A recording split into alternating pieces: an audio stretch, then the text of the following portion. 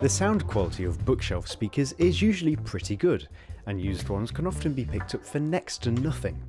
This makes them excellent value, but using them with modern devices such as smartphones is a bit tricky, requiring the use of a power amplifier and a ton of cables.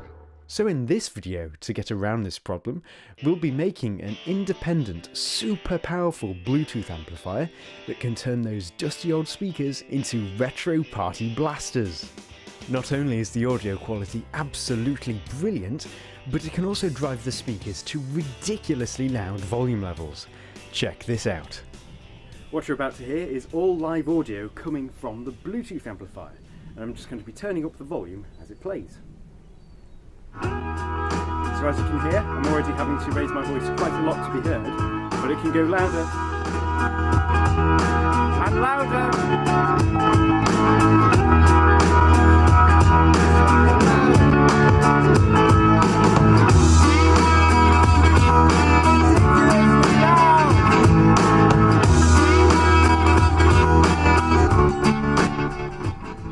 So hopefully that's gotten you quite excited about this project.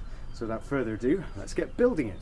Oh, and by the way, if you want to hear a distance test where I take it out to the middle of a field to hear how far away it can be heard, do stick around to the end of the video. These are the components we'll need for this project, and you can find a full list of them in the description along with international purchasing links. The amp we'll be using features an inbuilt Bluetooth receiver with playback controls and a dual channel 50-watt amplifier chip, yet the whole thing costs only $15 including shipping. As amps go, it really is quite a bargain. One minor downside is that it is only available from China, so it can take a while to arrive. Because of this, it's a good idea to order it sooner rather than later so that you aren't left waiting for it to arrive when you want to begin this project. So the first thing we'll do is make the aluminium panels, for which we'll need two 1mm thick aluminium sheets.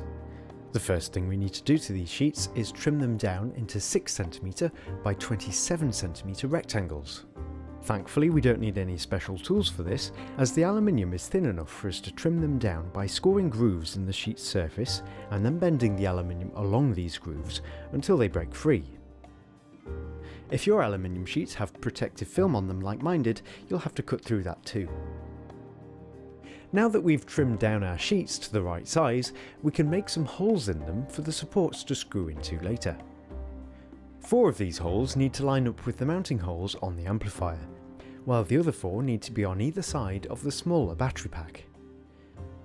Once we've marked where we want them to be, we can drill through both sheets at once using a 3mm drill bit. Now, if you don't have access to a drill, do keep in mind that you can use a hammer and a nail to make these holes instead. We also need to make some additional holes through one of the sheets so that we can later hold the battery packs in place with cable ties. We'll call this the base sheet now, as it will be on the bottom. As for the other sheet, we'll refer to that as the lid. So before we finalise these sheets, we need to work on extending the amplifier's playback buttons so that they can be operated easily. To do this, we need to cut out a piece of Strata-Cell packaging foam that's long enough to cover the buttons and high enough to be level with the top of the supports. Now I'll cover these supports in more detail later, but for now we need to get some screws and insert them into the foam at 1cm intervals so that the screw heads line up with the buttons on the amplifier. Now we can drill matching holes in the lid for these screws to poke through. Whilst we're at it, we might as well make some holes for the output terminals too, so that we can easily connect the speakers to them later. Now we can use a file to clean up the holes and the edges of our sheets, not forgetting to round off the corners as well. The protective film can now be peeled off, and that's the sheets completed. Looking nice! So now it's time to put it all together, and we'll start with the battery packs. As you've probably noticed, we're using 2 of them, one of which holds 6 batteries, while the other holds 4 batteries.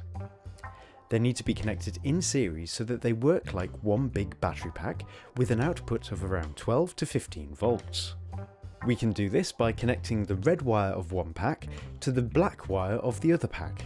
While I do recommend a soldering iron for this, you can get away with just twisting the wires together. Now we can get a power jack and twist or solder it to the 2 remaining wires. This time red can be connected to red and black can be connected to black. Once we're done, we can insulate the joints with some tape.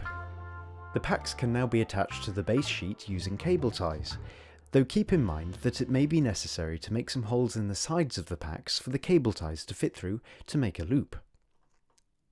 Now it's time to add the supports. We'll be using PCB standoffs for this, as they actually look pretty cool and are easy to get hold of.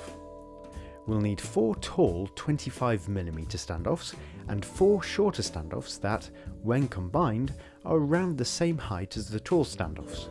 I've put a link to compatible ones in the description if you can't find any locally.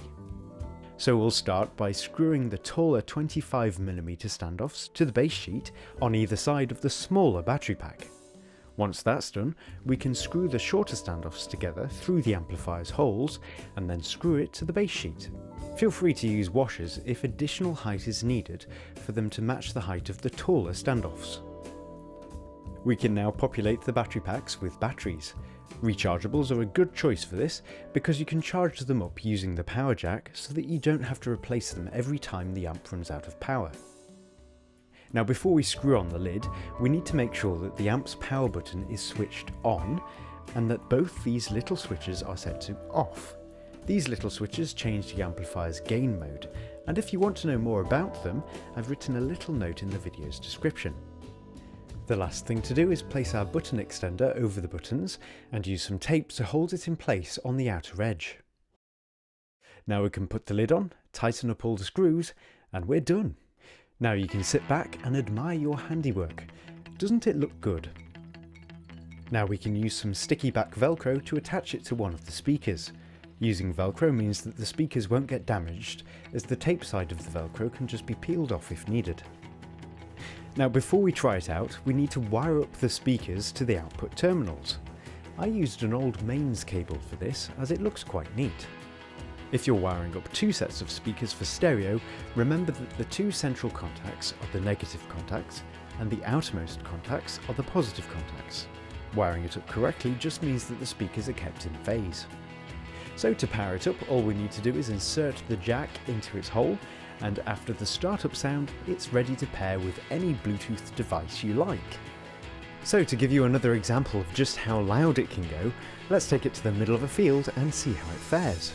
I'm going to do a range test now, so you can get a better idea of how loud these are, because it's kind of hard to tell over YouTube. So obviously just remember that this is all coming from a relatively small amplifier, and it's obviously coming from my smartphone as well. So let's hit play. As you can hear, it's super loud close, so we'll just walk away and see how far we can get before it starts getting to a level where you can talk over it at a normal-ish level. So we are about, I'd say, 30 meters, and it's a great volume. It's a good listening level. So imagine if this was a party, 30-meter radius, that would serve a lot of people. So I hope you found this video and project super awesome, and don't forget to subscribe, and I'll see you next time. Bye for now.